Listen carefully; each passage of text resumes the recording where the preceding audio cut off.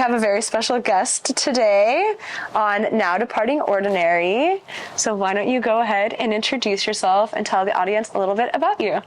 Why, hello everyone. My name is Dom, and I am a yoga teacher based in California, and I've been teaching yoga for 8 years and studying different styles of teaching. One thing that I feel like I specialize in is teaching a self-empowered spin to vinyasa yoga. And so I like to offer not only physical adjustments for people in their own personal practice, but also mental, emotional, that connection to themselves, like really highlighting that personal connection to opportunities and transformation practices. Yeah. Let's talk about how you got into yoga and how you developed your philosophy for teaching.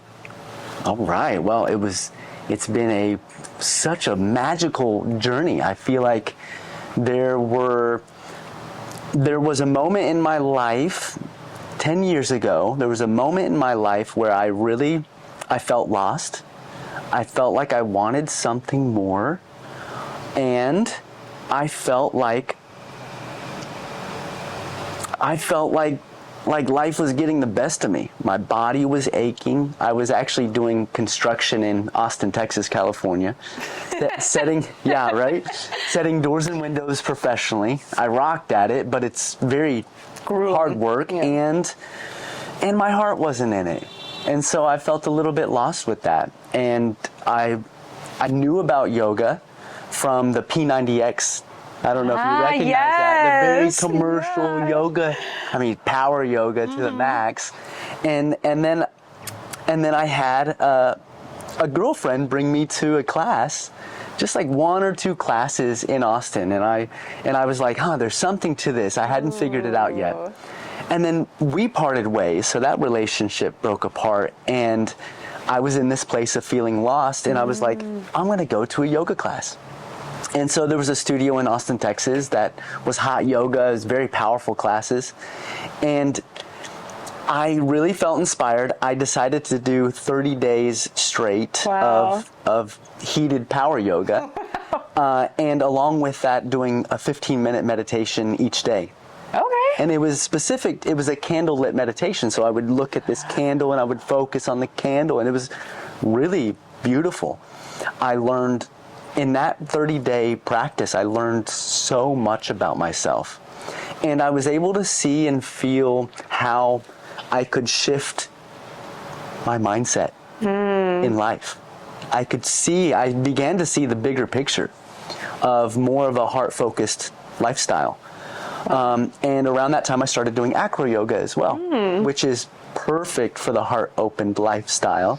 Acro yoga, it's a partner acrobatic practice where you're lifting people up, you're communicating, there's trust practices, all these things combined, the yoga practice, the acro practice.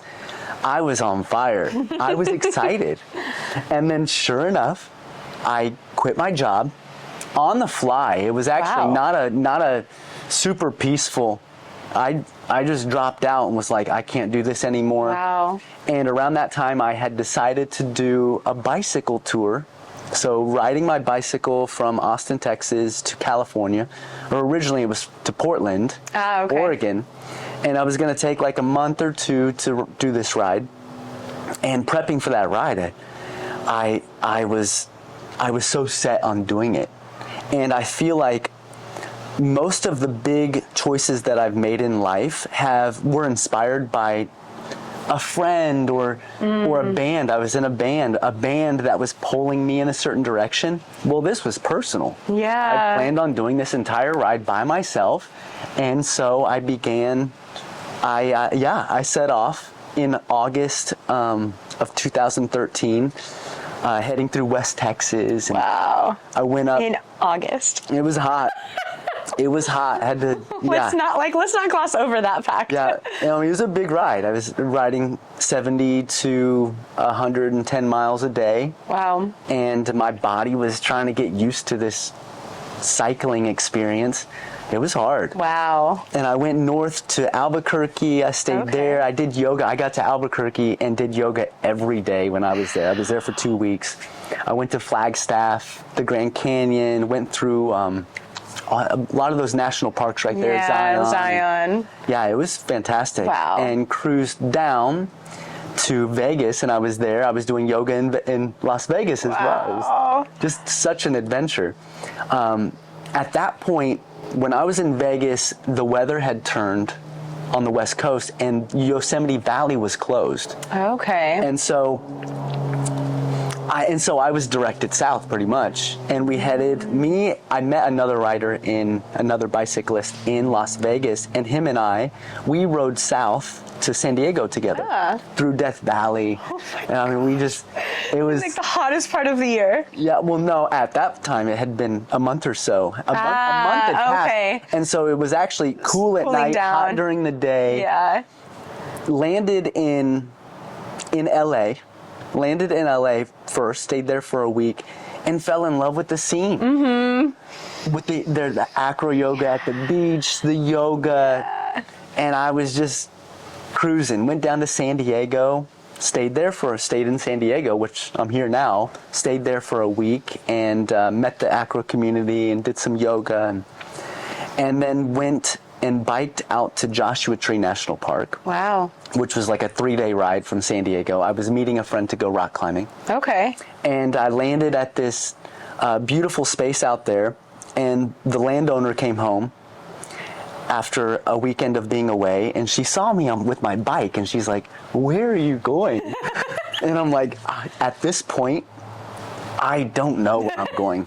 I really don't know. And she's like, "Well, look, if you want to stay here, you're more than welcome. You can help out on the property, and we can work together in that way." And I was all about it. It was so exciting. And during that time, I had met a new friend at her retreat center that brought me back to LA. Okay. So he got me a job. This is my friend Armin. He got me a job. He linked me up with some opportunities in LA so I could actually route down there. And that was in Burbank. Okay. So Burbank is I would say 30 miles from the west side, right? Sound about right? Yeah. 30 miles from the west side. I would take my bicycle on the weekends and I would go ride to the west side and sleep on the beach. Because I was a bike tourist. Yeah, it wasn't a big deal to me. This was like what I did. And I would go to yoga classes. Yeah. Well, during that time, I met a teacher that was jumping into a yoga teacher training, and the first day that I met him, he was like, "Hey, look, I've already started this teacher training. We're a week in. If you want to join, you're more than welcome to join." And right then and there, I was like, "All right, I'm doing a teacher training." I was feeling called. Wow. To the practice of teaching yoga. I mean, there was something within me that I was in the direction of. And so this was just like, perfect. And that first week of teacher training, I met someone that lived on the west side that was like, "Hey, feel free. You can stay with me. We can live together while we do this training together." And everything fell into place. I just one after the other, aligning. Everything perfectly. was aligning so beautifully well. And so I started growing roots in LA. And I met a girl, and we fell in love. And so there was just all these reasons of, okay, why don't you stay here for now, study. Yeah. Because in Los Angeles, you can find some very well-defined teachers. I mean, world-class yoga teachers. Absolutely. Yeah. And so I studied there. I stayed there for 7 years. Wow. And I did 600 hours of power yoga teacher training there on the west side. And after I finished that 600 hours, I finally started teaching. I was very reluctant to teach. Yeah. There was something in me. I took it so serious. And I'm overthinking it and so on edge of like, oh, should I do it? And I started teaching yoga at a rock climbing gym. Okay. It was nice and chill. Yeah. And then I met another teacher. Actually, I saw her first online. Her name is Ashley Turner. Very very unique yoga instructor that teaches a blend of Eastern philosophy with Western science. Ooh. And the training is called yoga psychology. I would definitely suggest it if you're looking for a deep dive into, I guess, the self-study work behind a yoga practice. Mm-hmm. So it's like body, mind, and spirit. Yeah. And so I did a 300-hour with her Amazing. in Venice, California. And that was like a turning point for me, where my direction of just teaching a physical yoga practice had really turned to saying, I want to share something deeper. Mm-hmm. I want to share something that really creates a foundation for transformational avenues. Yeah. So people can see the bigger picture, because that was part of my story. Was I did yoga, I saw this bigger picture of my life. I saw an opportunity to step into really uncommon spaces of transformation and personal growth. Yeah. And I was like, I want to share that. And so I started doing that. I started talking more about what I call it's self-empowerment. Mm-hmm. And so I started defining what I call now is self-empowerment informed yoga. It's empowerment informed yoga. Also spun off a study that I did on trauma informed yoga. Okay. Trauma informed yoga is really uniquely special because it speaks to everyone's personal experience in class. It's an invitation versus a command. Okay. And so there is a verbiage, there are words behind the trauma-informed practice that I had to get used to it, and I had to study it. And so I started forming these words of the trauma-informed practice, and that's when I got into teaching at trauma treatment facilities, as well as addiction treatment centers. And yes, those spaces can be challenging to work in. Because a lot of people, I've noticed, a lot of people that enter into those spaces are working with levels of hopelessness, which I don't know if you've ever been there before, but hopelessness is pretty debilitating in regards to looking at next steps in life, in regards to feeling empowered in body, mind, and spirit. And so what I would do is I would really dive in and practice presence with these individuals that I would meet. Yeah. And I would really work the invitation of who are you and what do you want? Who are you and what do you want? What is inspiring to you? What are areas of your life that you feel naturally present in? And so that presence word is like a foundational factor to any yoga practice, really, but the empowerment informed practice, it's that presence of what am I working with now and what do I want to do with it? That is a really important connection that I don't think a lot of people are talking about. Presence and empowerment, and how presence informs your ability to be empowered. It just creates space so you can see the hidden parts of yourself. So, because I feel like if there are, I'm talking about habits and patterns that I have formed for most of my life that seem so natural, but I can also at the same time look at a pattern and say, I don't really like that. That doesn't feel great. And so to be able to change a mindset or perception, that the first practice is, am I willing to be aware of what's real? Like the reality of what am I working with? And so that piece is just, presence. Another way I could say presence, it's mindfulness. Or another way to say mindfulness, non-judgmental awareness. Non-judgmental awareness. About what you feel in the moment. And so, yes, walking into those spaces, I learned so much. And it got to the place where I would have to very consciously choose to see people in in a place of empowerment. Even if they weren't practicing that vibration, I would practice seeing them in their power.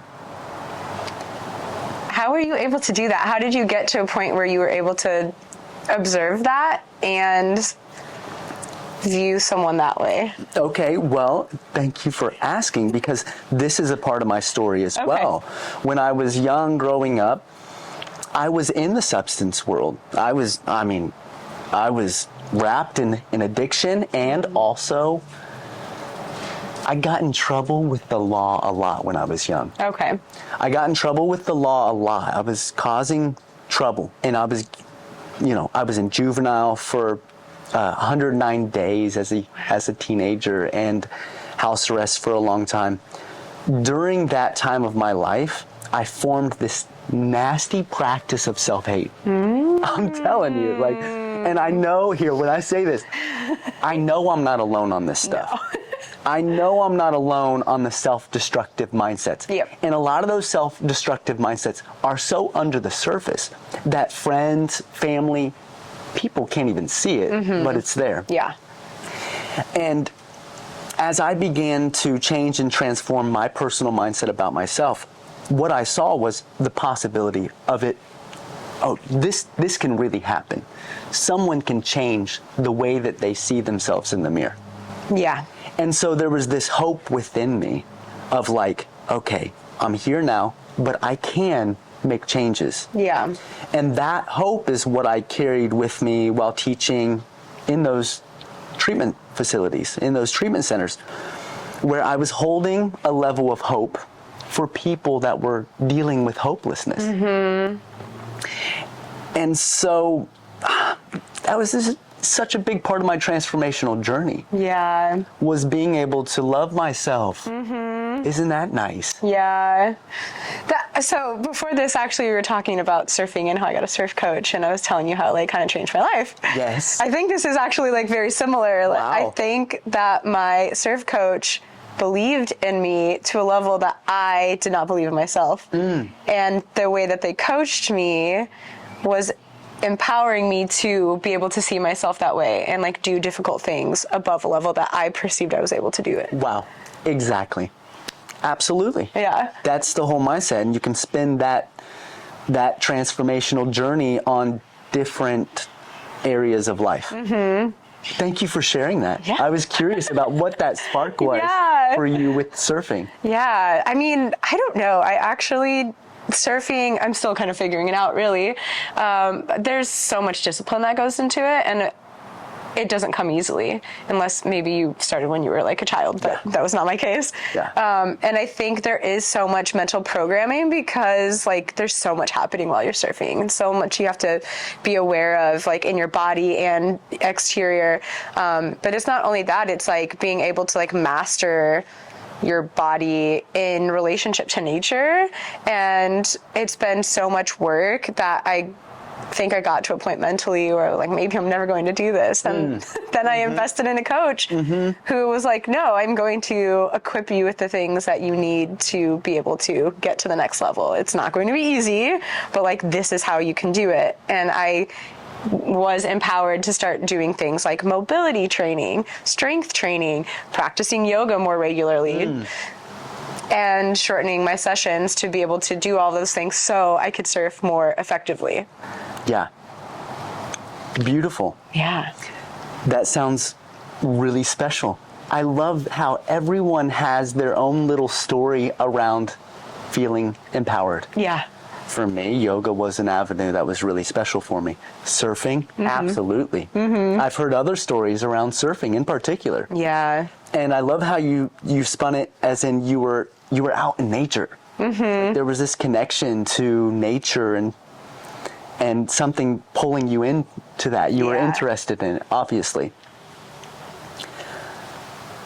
And so my question is what are you interested in?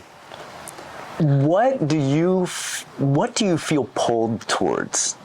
That's something, because I have a direction in my own mind. And even when I meet people, I could say, oh, have you tried yoga? It's this little, Have you tried yoga? Have you tried surfing? Have you tried, there's this, but everybody has their own way of doing this. Yeah. And so from that interest, I mean, I call that curiosity.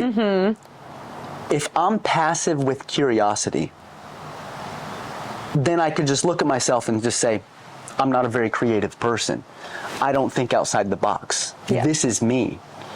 But curiosity, I don't think curiosity is a passive, is a passive practice. Yeah. I see active curiosity of asking those questions of what is pulling me in, what interests me, what direction am I going, what direction am I being pulled in.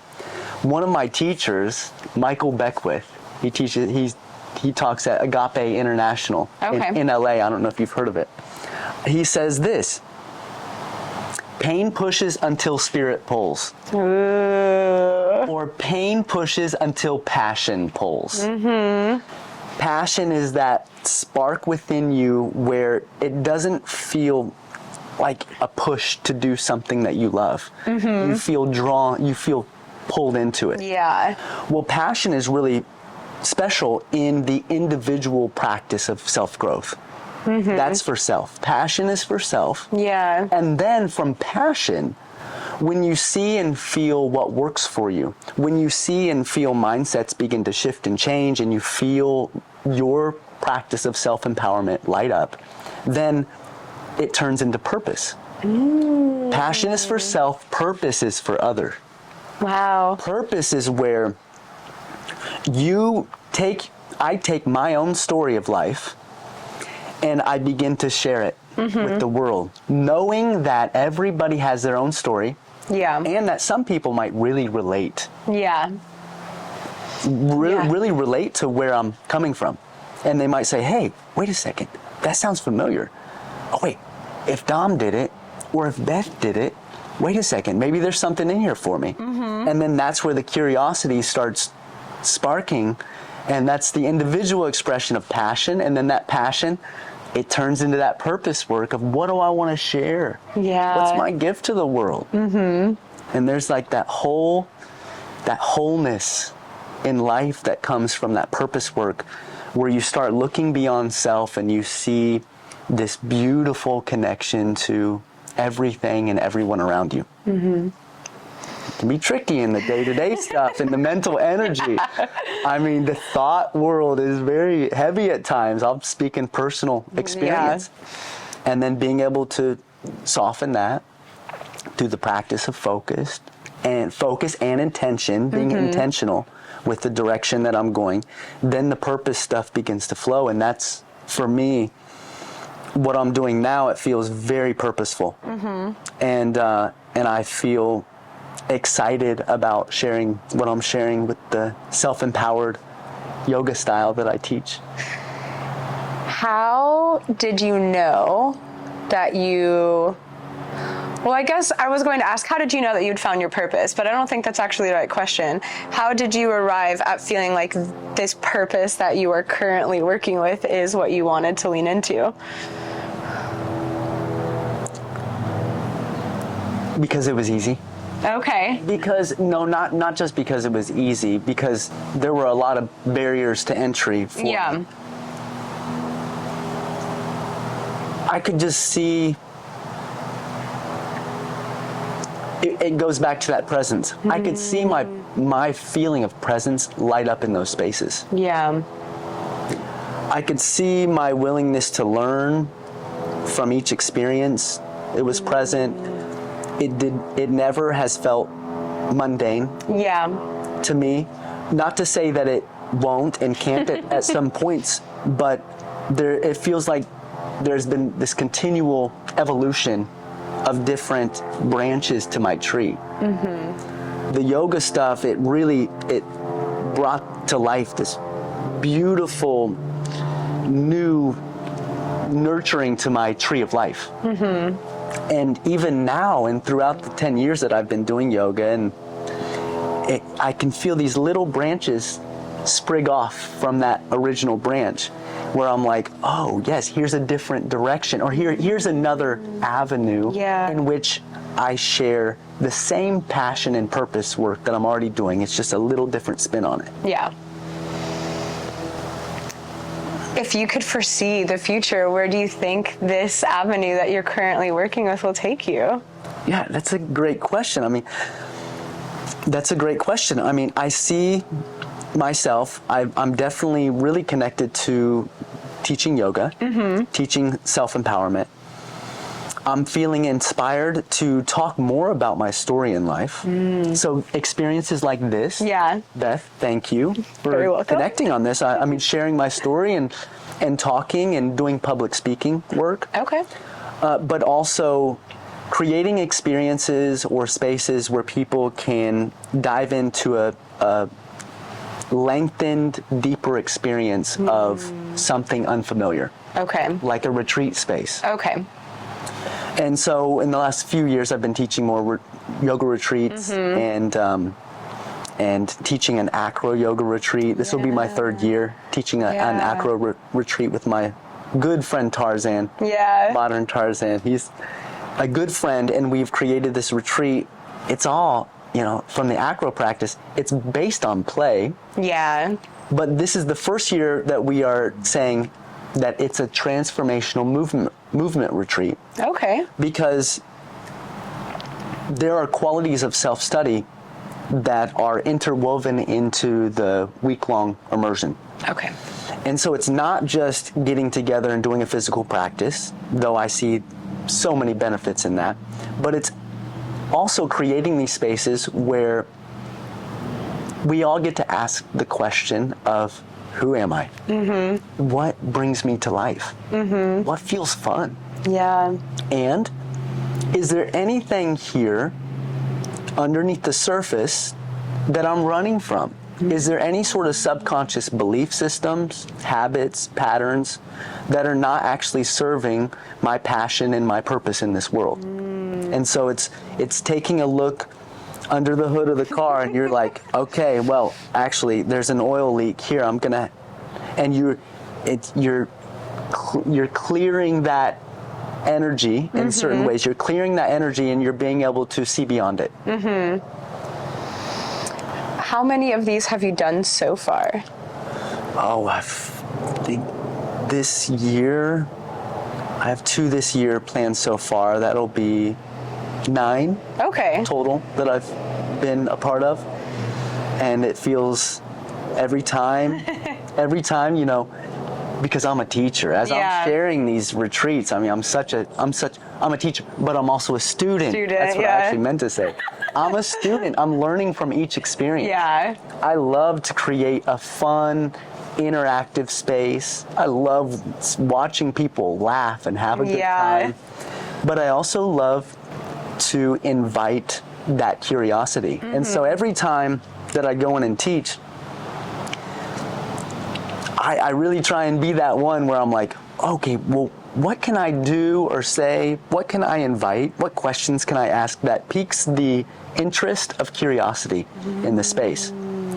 Because when people come together to have a great time, to learn about their body, body awareness, to communicate with each other, and then you intermix the idea of curiosity and self-exploration in that. Yeah. The cohesiveness in the group has been really special. Yeah. And so forming that, you're building this container, and it's not just a 1-hour class, which I absolutely love going to take a 1-hour class, and then I get to go back to daily life. But when you are in that uncommon space for a prolonged period of time, the opportunity of being able to see through the patterns, the belief systems, I think it opens up. Yeah. The possibility really opens up to see through it. Yeah, because you're able to dive deeper into it. In an hour, you can learn some things, but I feel like you can't. It's like when you go on a short vacation, right? You get there, all the getting there takes time and effort and energy, and then you arrive and you're like, I have to make the most out of it. And so you're like going, and then it's over, and you know. But when you go to a retreat, you get to get there, get settled, dive in, and stay in. Yes. And then the last day, the second to last day, it's about defining takeaways. Yeah. Personal takeaways. Yeah. What do you feel like lit you up during this week, and what do you want to take home with you? Are there any practices that you see yourself doing that reminds you of this experience of being connected to your heart, being connected to your body? Yeah. And so I think that's really important with this work. And in general, even when I teach an hour-long class, I try to do that as well. Yeah. Because all the breath work, all the movement, all the awareness that is practiced in yoga, it's definitely not just for that space. Yeah. It is absolutely meant to be taken off the mat. Yeah. I had a student here recently come up and say, "Hey Dom, I really loved this breathwork practice that you taught in class." And I was like, "Yes, tell me more." And she got to explain her own sort of expression of that breathwork practice. And I was like, "Oh, have you tried it outside of class yet? Have you tried it on your own at home?" And I'm light with it. I'm not trying to add in extra pressure. But she looked at me and said, like, "No, I haven't." I was like, "Well, interesting." And then I felt really inspired to say, like, these practices are so sweet in the yoga class. We, with this yoga studios, we build a safe container for people to be in their bodies, to get connected to their intuition, that inner guidance. But really, it's meant for everyday life. Yeah. You get to take that practice of self-regulation, you get to use it when you need it most, right? Daily life experience. Yeah. I think from doing yoga teacher training, there were many things I wasn't expecting, but the biggest takeaway that I had is most people go into yoga class just thinking about the physical practice of yoga, and there's so much more beyond that, the 8 limbs of yoga, the asanas just being one of them, that it's easy to like pigeonhole your practice into being on the mat in a yoga class and like leave it there. Like it's almost performative, but not for other people. It's like you're performing for yourself. Like I'm in this space, I'm doing these things, but then you leave that space and you stop doing those things. But the actual practice of yoga is living a lifestyle of a yogi, which extends beyond the physical movement. Yeah. Well, and what I have to say to that is, the physical practice of yoga, you build body awareness to understand and have this, it's called interoception, the understanding of where my body is in space, what am I feeling on the inside, your heartbeat, your nervous system.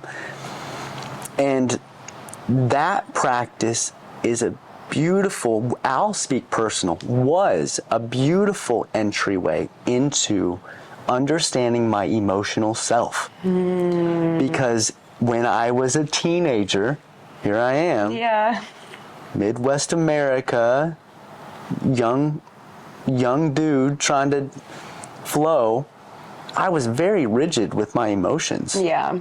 I would run as fast as I could from any emotions that didn't feel less than pleasant. And so the body awareness for me was a really beautiful foundation for emotional awareness. Yeah. For me to be able to step back and to notice what I'm feeling in the moment and not have to run from it. Yeah. When somebody agrees to emotional awareness, we all have these little contracts for ourselves of, I'm willing to see this much of myself. And you sign this little contract saying, like, this is me. If somebody else doesn't see me in that way, then it brushes up against my edges. And this is, you get all these reflections from the world around us that sometimes, for me, it's difficult for me to see. But as that awareness grows, and as emotional awareness grows, when I feel willing and able to work well with what I see, then you get emotional intelligence. That is the willingness to not only see, but the willingness to take action upon what feels right. Here, not here. right for the heart, right for your intuitive flow. And that for me just leads beautifully into communication practice. Yeah. With myself, first of all. Yeah. Communicating with myself. Yeah. I mean, sometimes it's nice, the validation experience of saying, okay, Dom, I see you, I see the mental energy, I see the words that are floating in your head. Okay, I see you. I care about you. I care about your feelings. I remind myself that I care about myself. Yeah. And then that experience of validation that I give myself is the same validation that I can look at another person and say, oh, well, I can tell you might be going through a hard time right now. And then I start feeling into that experience of listening to somebody. Yeah.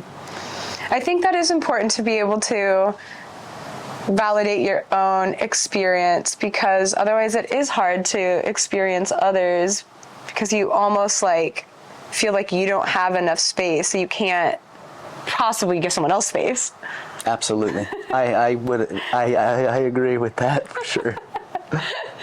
I've noticed that just being an observer for me has been a really important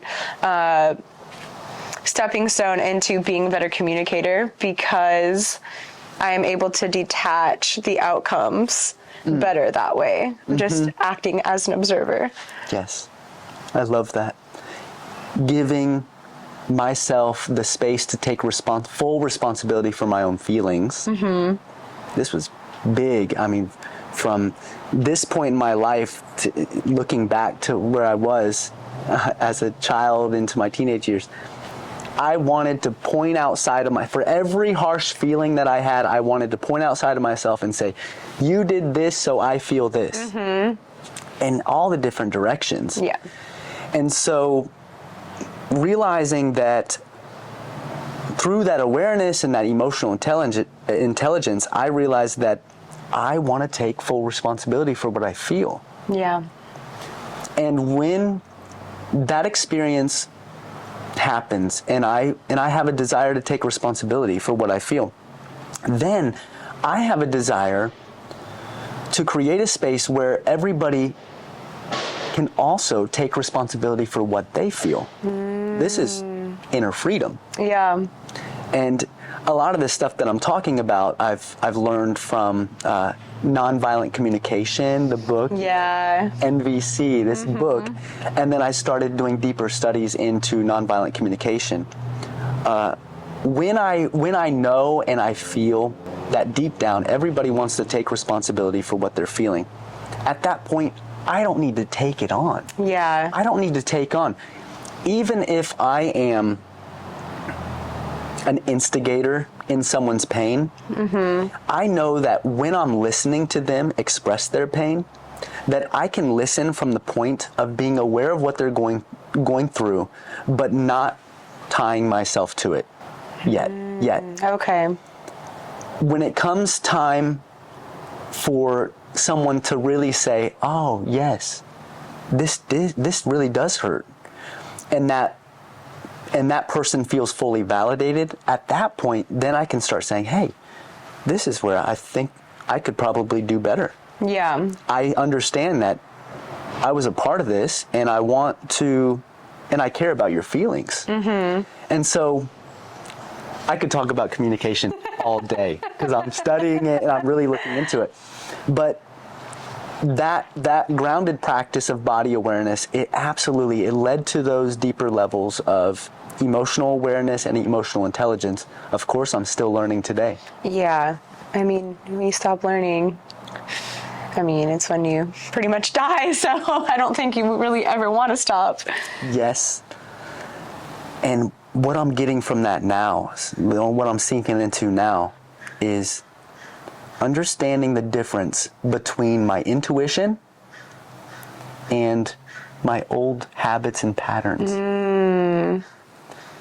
Because my awareness has grown to a degree where I can say, I want to see something. If it's my reality of pain or hurt, I want to be able to see it. Yeah. Now, to decipher the difference between my intuitive inner guidance Yeah. and the past habits and patterns, it can be tricky. Yeah. What I'm realizing and feeling into now is that there's an undertone. There's an undertone to the experience of intuition. That even if the information doesn't exactly feel good, underneath the surface of it all, there's going to be something that feels freeing. Yeah. There's going to be that underlying inner freedom. Because not all parts of life, especially stepping into change and transformation, it's the fine print is that it might feel a little uncomfortable. Yeah. Not even a little. It might feel really uncomfortable. Yeah.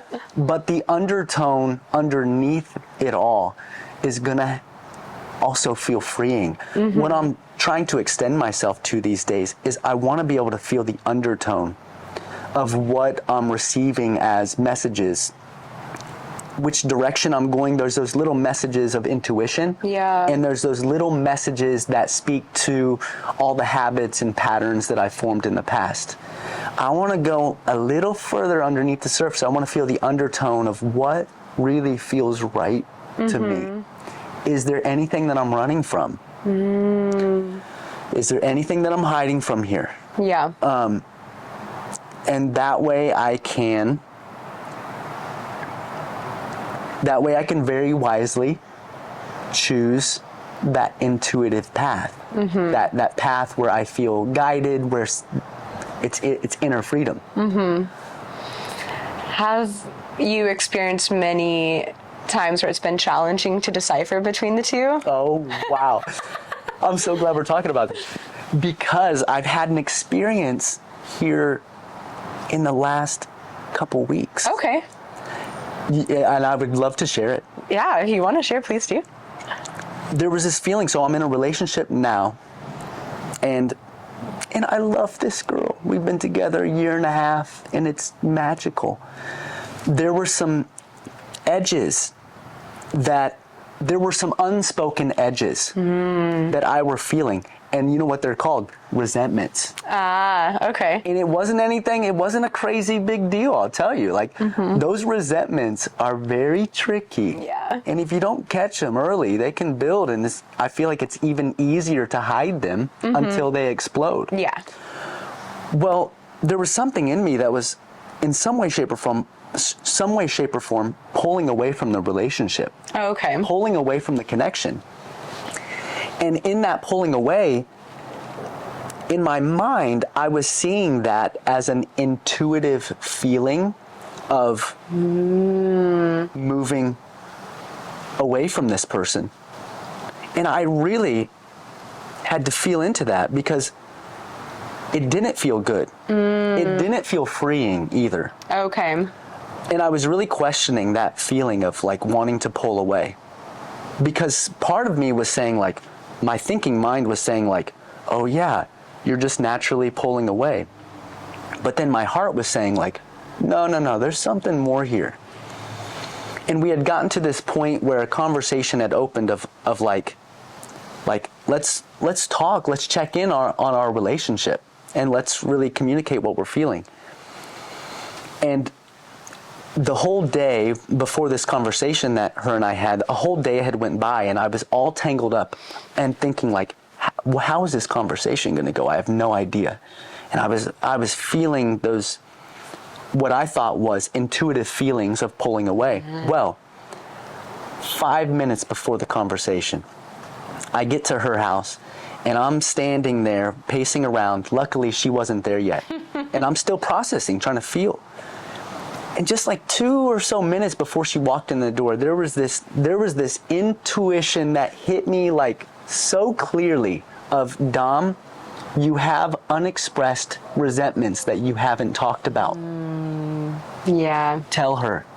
Talk about it. Yeah. And as soon as I got that message, tell her everything, your feelings. And again, I tell you, it really is not a make or break deal sort of situation in this instance. I had that message of talk about your feelings, let her know what's going on. Say it with love. Yeah. And even before she walked in the door, I had this relief. Yeah. I had such a relief in that moment of like, oh my God, I'm going to share my feelings. This is perfect. And it was from a beautiful place. That is what I call inner freedom. Okay. That's what I call intuition. The undertone of it felt so freeing. Yeah. The undertone felt so freeing, even though I knew we were about to step into a challenging conversation. Yeah. Right? Mm-hmm. Doesn't take away the challenge of the conversation. Yeah. But it does create space where I can see where I can grow. I can see where I can grow. At that point, I realized, Dom, if you do not express this resentment that you have, you will be repeating a pattern in relationships that you have really been wanting to heal from for a long time now. Yeah. You've been really wanting to heal from this, heal with this for a long time. Here's your opportunity. Yeah. And it was just so freeing in that moment, and we got to talk about it, and the communication, of course, was so special. Yeah. And it's not always easy. No. I know that, but I felt so empowered to share my feelings and to get feedback. It's not just about me, get feedback and work through that. How did you get to a place where you could feel safe expressing yourself and taking accountability for your role in challenging situations? First and foremost, that's a great question.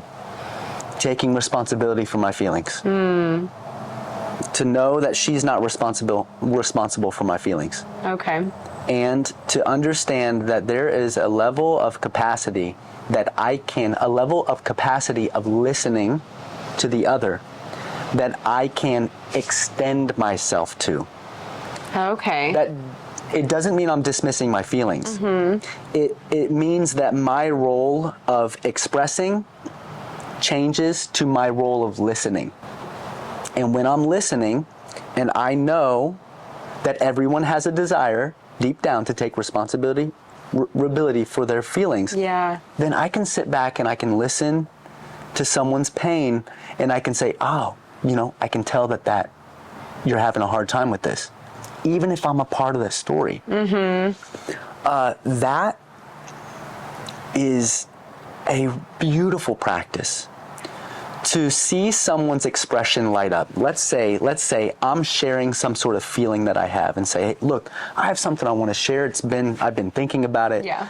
And here it is. As I begin to express my feelings, if I notice that the capacity of the other person isn't there, the capacity to listen to my feelings isn't there, then I will switch roles. Okay. And I will, at that point, what it would sound like is, I notice that with whatever I just said, that there's some sort of feeling coming up, and I'm open to hearing what it's like for you to hear what I'm saying. And then you get to go into the listening role. And again, I'm telling you, Beth, I can talk about communication all day. Yeah. That practice is fun. Yeah. I mean, you're talking inner freedom to be able to see that my expression is a conduit for another person's expression, and say, like, well, whatever I'm saying to you, I can tell, you're having feelings about it, and I'm open to hearing what it's like. Yeah. So please share. Yeah. And to change those roles, it doesn't have to be forever, but to change those roles, even for a moment, is really special. It's very special. I feel like it's very difficult for most people, and including myself sometimes, to be able to do that because of the fear of what the other person might express and not being capable of managing it, or I don't know if there's a better word for that, but just receiving it and knowing what to do with it. Of course. Of course. Well, there's a little trick to that. That if you feel that your capacity in the conversation has dwindled, and you are going to those reactive places, that's the time to take a little break. Yeah, yeah. Which doesn't work for everybody. I've been in the scenario before where taking a break is actually can be triggering Yeah. for somebody. But it's nothing that you step in passively. I mean, you study the words, the verbal communication of saying, I can tell that my capacity, I can tell that I'm feeling something right now. I don't want to say anything that I don't mean. Yeah. Because I care about you. Mm-hmm. I do not want to express myself in a way that might be hurtful. Harmful, yeah. Would you be okay with taking a 2-minute break? Or would you be all right? Here's the super advanced. Do you want to take a couple deep breaths together? Even me saying this now, there's some sort of toxic masculine piece of me that looks at what I'm saying right now and says, that's weakness. Yeah. But it is the strongest. It is the strongest that I have ever been. Yeah. When I can put my feelings aside and really express what I'm feeling, that's the strongest that I have ever been. Mm-hmm. And it feels very, very freeing. Yeah. This is about freedom, everybody. Inner freedom. It takes a lot of courage to show up in that way and be present with your emotions and present with another person's emotions and like not become defensive and not shut down or retreat or it's next level. It's next level. It's next level. And I love being able to say, because I felt it in my own life, being able to say that when my role of listening is really there and present, it feels good. Yeah. Even if somebody is expressing something difficult, mm-hmm. that presence and that capacity to listen, it feels really good. Mm-hmm. It feels true. Yeah. And so that's what I have to say. If you're coming up against an edge that you're on that, you're teetering on that edge of not wanting to listen to another person, don't worry. If you have the space to extend yourself to listen with non-judgmental awareness, to be able to listen, it feels great. Yeah. It feels so beautiful. Yeah. Yeah. Okay. So, you've been studying a lot of communication, embodiment. What else have you been inspired by, learning about? Where are you moving into right now? Everything that I'm studying and learning about now is directing me back to my heart. Mm. And it is so beautiful.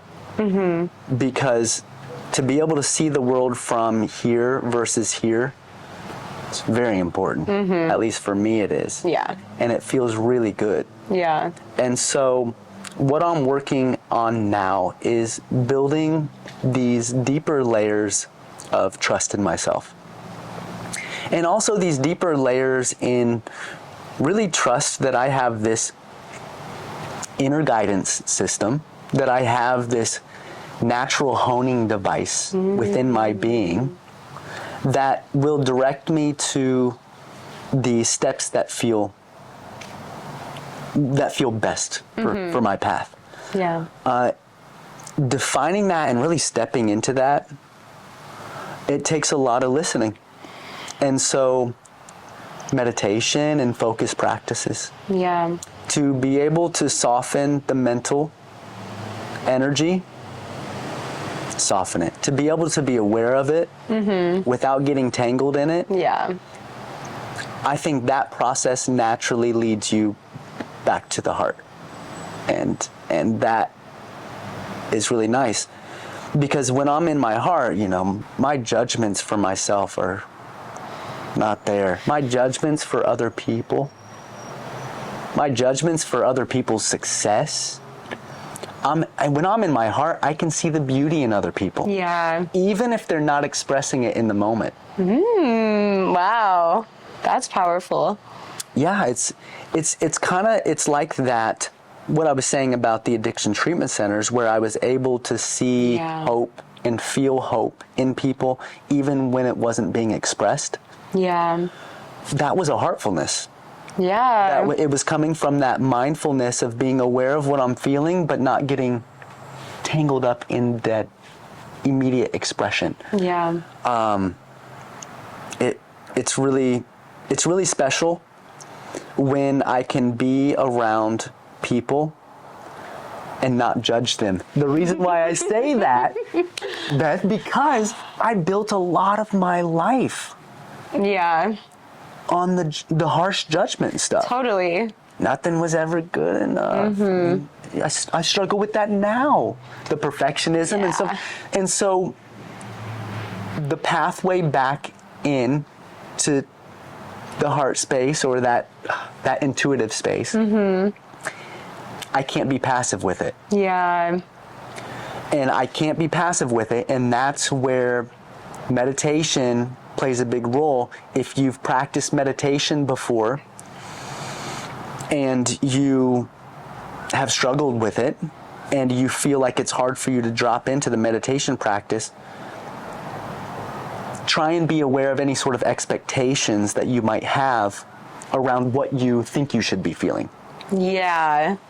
Yeah, not trying to clear your mind in terms of not thinking or not feeling, but instead just let it go.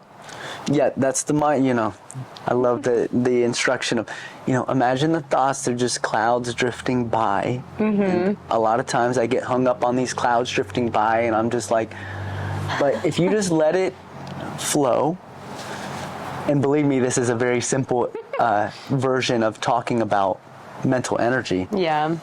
Then you realize that all the thoughts, they dissolve back into you being that intuitive self. Yeah. I have been really linked to the law of attraction. Yes. In this past year. And that has been a really big guide for me constantly to come back to. Like, okay, where am I putting my energy? That's where my attention is going. Is that what I want to create more of? No? Okay, we're redirecting over here. This is what I want to create more of. Yeah. And it does feel like a constant, like, nope. We're not doing that, we're doing this. But it has allowed me to be lighter with it instead of being like, no, like, why am I doing this? Why am I like this? It's like, no, I know exactly why. Yeah. But that's okay. We're still just doing this. Yeah. Yeah. And law of attraction, when I look at law of attraction, I love to look at confirmation bias. That one's like that I have this limited view of myself. Yeah. This limited perception of myself, and then any time that I get confirmation of that truth, I point at it and it solidifies even more that limited belief. Yeah. And so that's, again, it kind of goes back to the difference between the feeling tone of intuition and the feeling tone of an old pattern or habit. And being able to see the difference. I'm really trying to go to the undertone of the feeling. Yeah. Like going underneath it all and trying to feel of like what it's like. Yeah. What that undertone is. Have you, I don't know, for me, it's been interesting to like get to that point, and what's helped me, I'm curious if it has for you as well, so understanding where some of those things have originated from. Some things for me, if I get really triggered by certain things, I've gotten to the point where I'm like, why am I being so triggered by this? And then I start to recall certain stories that people have gifted to me that I've adopted. Yeah, right. Someone gave me this story and I chose to continue to believe this story, and someone is trying to reconfirm that story and I don't like it. But I've chosen to believe it. Has it been helpful to you at all in any way to like figure out what that original story is and where it came from? That is a great question. That's a great question. Yes, in some cases, absolutely.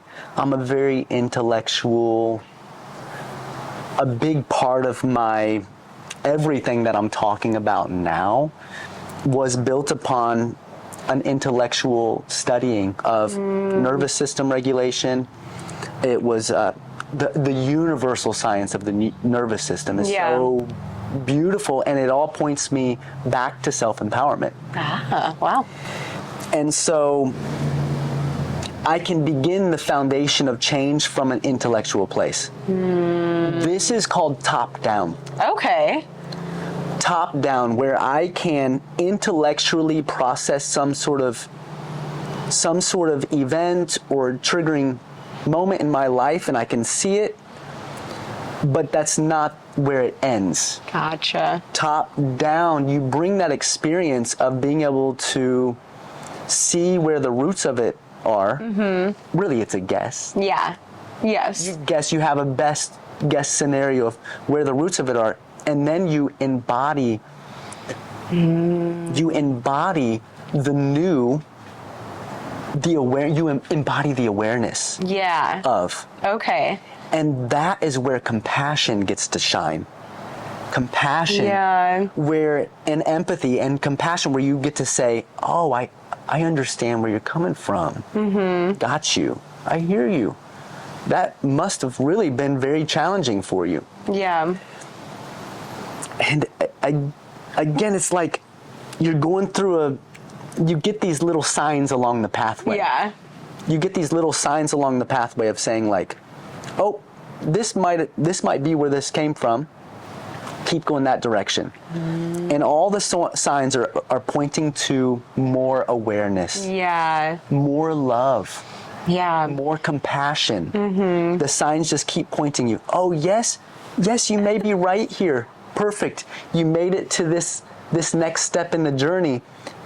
Follow the signs. Self-love, self-compassion, empathy, being able to be with yourself in that moment. And so, yes, but it's not the end-all be-all. Yeah. Because I think, and based upon a lot that I've learned from a lot of teachers, is that from the years 1 to 7 in development, you might not remember some of those developmental moments, those key moments where some sort of reaction, habit, pattern was ingrained in the nervous system or in the body.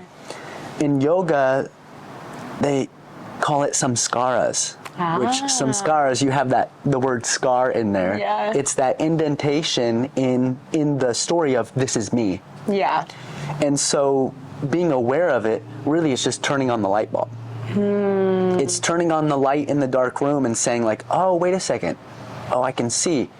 When the light is on, then you can see the signs. Yeah. And guess what? I love this part of it. The signs all direct me back to self-love, self-care, compassion. And then I go from there. Yeah. And I know I'm not done. A lot of times the healing process, it goes in concentric circles. You get through one round and you get back to the top. I've tricked myself many times with this, and I say, oh, I guess I'm completely done with it now. I'm so free and I'm never going to feel it ever again. And then I don't think this is always the case. I'm just talking personal experience. But then I realized that there's another round of like, oh, wait a second. I get to work through this again, and there's these layers to healing. Yeah. Yeah, that is a good analogy, or like, what's the word? Kind of like illustration of how this process could work. What the signs? The sign, like the light's on, you're seeing the signs, you're on the circle, you get back to the top, and now there's another. Yeah, I love that.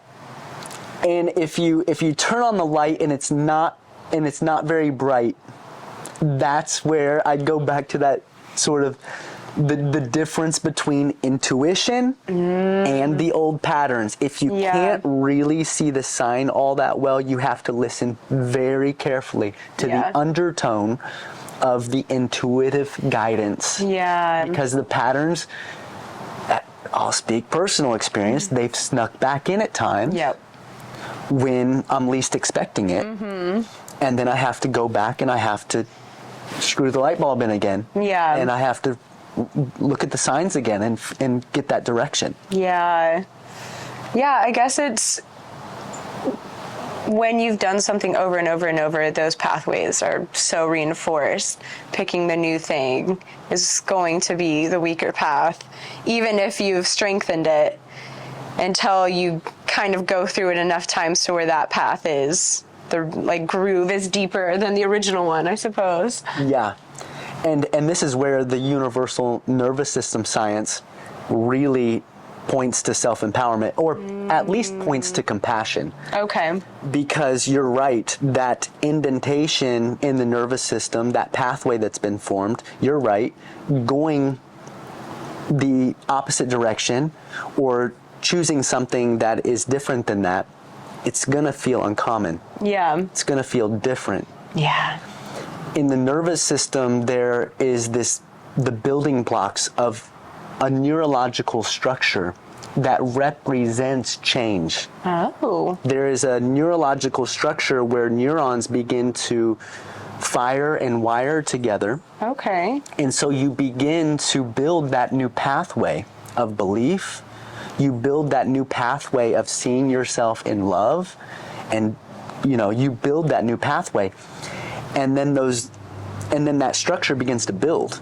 Okay. Then the new indentation on the self-love begins to deepen. And what happens is that nervous system string, there is a outer layer to that called a myelin sheath. And that layer, as you build more neurological structures and as you repeat the pattern of self-love more and more, the impulse for self-love becomes stronger. The impulse for a new habit or a new pattern becomes stronger and faster. I mean, and so that's where new habits and patterns are born. And for me to know that it's not easy. Yeah. And there's going to be some challenges in there. But the opportunity is there intellectually based upon the universal nervous system science. Yeah. I mean, again, this is most of the foundation of my transformational journey was what's really happening when I choose a new pathway? What's really happening? And then I learned the nervous system stuff. And then I'm like, oh, okay. Then I get to practice it. Yeah.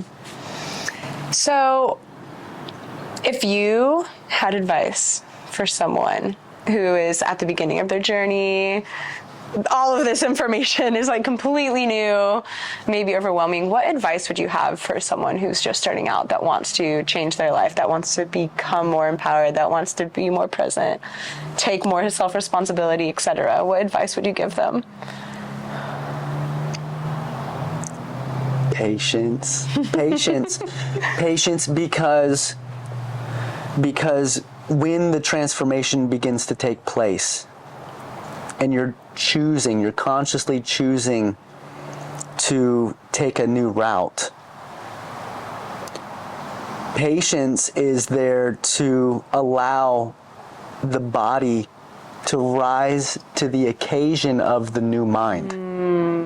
And that's where the structure of a new habit or pattern really becomes very strong. Yeah. Right? And repetition. Repetition. Patience and repetition. Now, I love repetition in the human form. It's not going to always look the exact same. We are so dynamic and shifting. Belief systems around a new habit or pattern, they're going to shift. Yeah. And so your point of view or your lens on your pathway, if it doesn't change along with the dynamic shifting, because our intuition, that deep sense of self, it is progressive. Yeah. Again, I'm getting this from Michael Beckwith again. It is very progressive. It's asking for transformation. It's asking for transformation. The nervous system and everything that I've learned, it's asking for the opposite. Yeah. What I have now is what I want. That's what I know. Yeah. But the soul or the spirit or the intuition, it's calling for change. Yeah. A lot of times when I feel those two coming together, colliding together, it feels very dissonant. So the vibrations of my old habits and patterns with the vibration of my new journey, when that comes, it kind of hits a brick wall for a moment. And that's where taking a moment for patience, trusting the process. I say it like it's easy, it's not. Some people it's more innate for some people, it's a lot easier for some people than others. So just really going back to that level of patience and repetition and trust. Okay. I could go on, but I'm going to stop there. What are some things that you're really excited about? Either just, out of your curiosity, or things you have coming up, or, I don't know, things that you are amazed by that you want to share with people? Well, I'm glad you asked because, I'm a bike tourist. Okay. Because that first story of riding from Austin, Texas to California, well, this year, I'm working on planning and putting together a trip, a very long bicycle ride from Mexico to Canada. Wow. But it's not a road ride. Okay. It's an off-road ride. So it's like it's a mountain bike ride through the Continental Divide, through Middle America, through all of Colorado and the high. Some pretty high peaks in there, and then you go up through Northern America. It's really beautiful. Wow. So I'm working on that. I'm trying to plan everything on how I'm going to make it happen still. It's about 3 months out now. Wow. So I'm really excited about that. And what I want to do with that is how can I be in my passion and purpose work on that trip. So I'm learning about myself, and the difference between this bike tour, if I do it, that's the plan, this bike tour, and the one that I did 10 years ago was back then I didn't have an understanding about transformation. Okay. You're hearing the story of that bike ride from the Dom that I am now. 10 years ago, I was working through a lot of different challenges with self-love and so I can see that point in my life, I had a lot going on in my head. Self-judgment, self-doubt, all these things, the fear stuff, of course.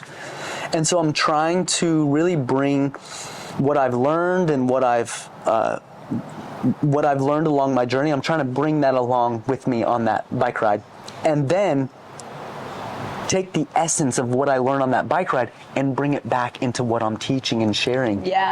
In life. I'm so excited for you. Sounds incredible, and I can't wait to hear all about it. What do you want to share with the audience as we wrap up? Either projects or social or anything that you want people to know about, how they can contact you, etc. Well, the best way to contact me now is through my Instagram. And on Instagram, I go by Dom Does Yoga, D-O-M Does Yoga. I'm working on sharing more of my story on there now. And again, Beth, I appreciate that we are having this conversation. And on there, I will be posting about some upcoming retreats. And and that little message, it's like, what brings you closer to your heart? Really? What brings you, what do you do already that you feel present in? That it's just easy to drop in and feel present in. That curiosity is always knocking at the door. Wonderful. Well, my last question for you is, when you go on a trip and you're on your way to the airport, who is your ride to the airport? Oh, I don't know. Well, no, it's not that simple. Okay. You're going to drive me to New Mexico. Let's go. Perfect. Because I got the bike ride and everything. I got the bike and everything. Okay. I guess you are now. Okay, I'm right to the airport. Yeah, you heard it here. This is such like a curveball question that I like to throw in, because normally people always get to shout out their best friend or their partner or their mom or, you know, their dog. I've even had, which is amazing, and I love it. And it's just, I think it's such a question just to humanize people and be like, hey, I also need a ride to the airport from time to time, and here's the person who normally does that. Oh, yes. Well, I mean, my girlfriend now, she put up with my resentments for a little bit. I really appreciate the way that she listens. I mean, it's such a blessing to be in, first of all, to be able to talk about communication and how much it means to both of us, and to be able to practice it with somebody and be met there with that intention. I'm really thankful for that communication that she offers. Amazing. Yeah. That's so sweet. Yeah. Well, that is all for today. That is a wrap. Thank you so much for joining us. Yes, thank you.